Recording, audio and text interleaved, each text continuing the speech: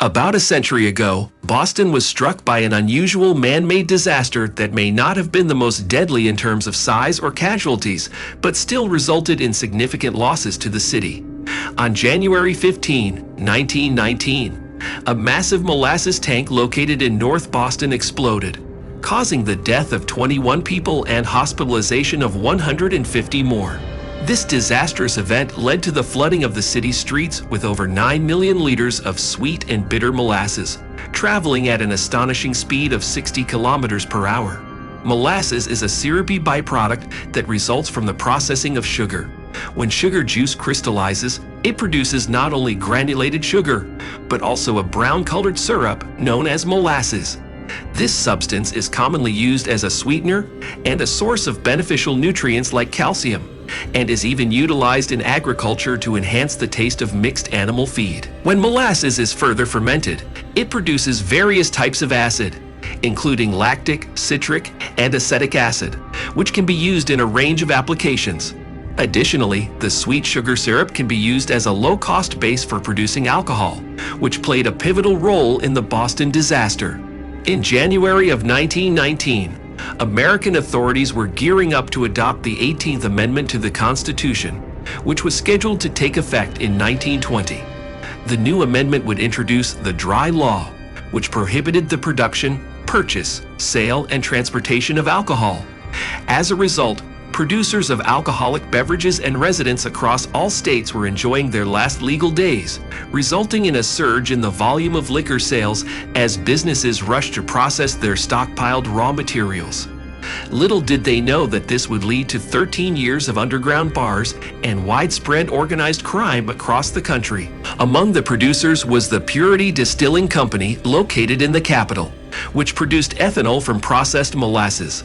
Large stocks of raw materials were stored in Boston's oldest neighborhood, North End, where tanks filled with 8.7 million liters of liquid molasses were located in a large-scale storage area. On the afternoon of January 15, 1919, residents near Keeney Square heard a strange noise coming from the Purity Distilling plant. At first, there was a rising rumble, akin to the sound of a steam locomotive, followed by loud pops that resembled machine gun fire. Confused and unaware of what was happening, the residents were unable to take any measures to protect themselves from the impending disaster. The central square of the neighborhood and nearby Commercial Street were hit by a devastating 8-foot tsunami of thick molasses. The concentrated liquid moved at a remarkable speed of 60 kilometers per hour for an entire hour, filling the city with a sickly sweet odor that had never been associated with alcohol production. The thick, syrupy substance proved to be incredibly destructive, causing several buildings in Boston to crumble and others to be submerged under 2-story high waves of molasses. The railroad tracks themselves were deformed by the molasses, causing one car to derail and crash. The metal structure of the Boston Elevated Railway was bent out of shape. The accident resulted in several human casualties, as the streets were overwhelmed by a thick, viscous mass that caused people to drown.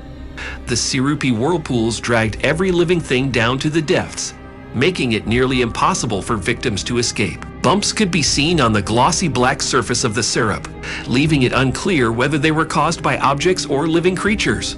All of the city's emergency services rushed to the scene, with police officers, doctors, nurses, soldiers, and sailors working tirelessly over the next 4 days to carry out rescue operations.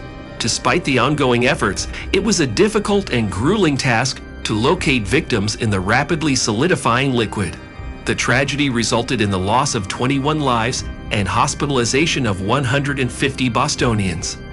Those near the exploded tank were exposed to sweet, nauseating fumes that exacerbated respiratory diseases and caused shortness of breath.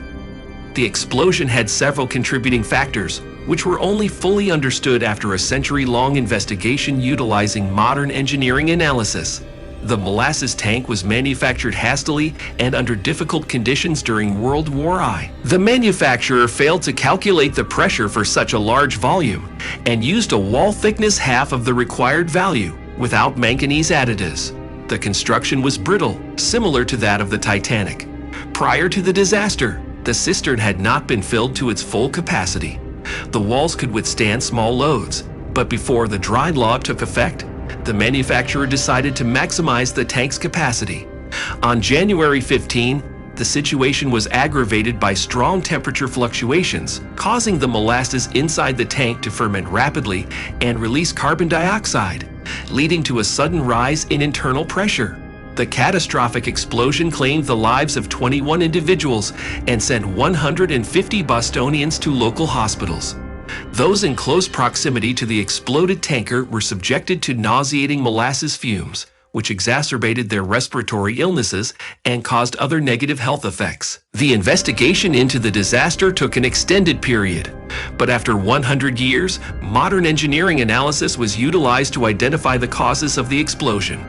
It was found that the molasses tank was hastily manufactured under the trying circumstances of World War I, resulting in a tank with walls half the required thickness and lacking manganese additives. The construction was brittle, identical to the Titanic. Furthermore, the cistern had not been used to its full capacity prior to the disaster, and the weather conditions on January 15, with a strong fluctuation in temperature, caused the molasses inside to ferment rapidly, releasing carbon dioxide and causing internal pressure to increase rapidly. The company administration was aware that the tank was leaky and had regularly painted over damage with dark paint instead of repairing it. Purity Distilling employees denied any negligence on their part, instead arguing that anarchist sabotage was to blame due to the use of molasses alcohol in weapon manufacturing during the post-war period. Investigators ultimately held Purity Distilling responsible for the accident and determined that the company must compensate the families of the deceased for moral damages. Each family received $125,000, amounting to a total compensation of approximately $11 million in modern currency. The aftermath of the tragedy required months of cleanup by Boston residents. The sticky molasses had permeated neighborhoods, homes, workplaces, stores, theaters, and public transportation, leaving a lasting impact on the city. Rescue workers were the first to address the scene, followed by regular workers who labored to remove the thick syrup from every surface, which was a daunting task. The molasses clung to clothing and shoes, making it difficult to escape the pervasive smell. Cleaning crews had to use seawater because fresh water wasn't sufficient to wash away the syrup. After the accident, Purity Distilling was shut down, and the abandoned building was transformed into a Boston Elevated Railroad depot. Today, the site is a recreational area with athletic fields and open spaces. Only a small plaque serves as a reminder of the tragedy that occurred there in 1919. Despite the passage of time, some residents claim to smell the sweet odor of molasses on hot days, a reminder of the disaster that claimed the lives of 21 people. The catastrophe serves as a sobering reminder of the devastating consequences that can result from cutting corners on safety and ignoring warning signs.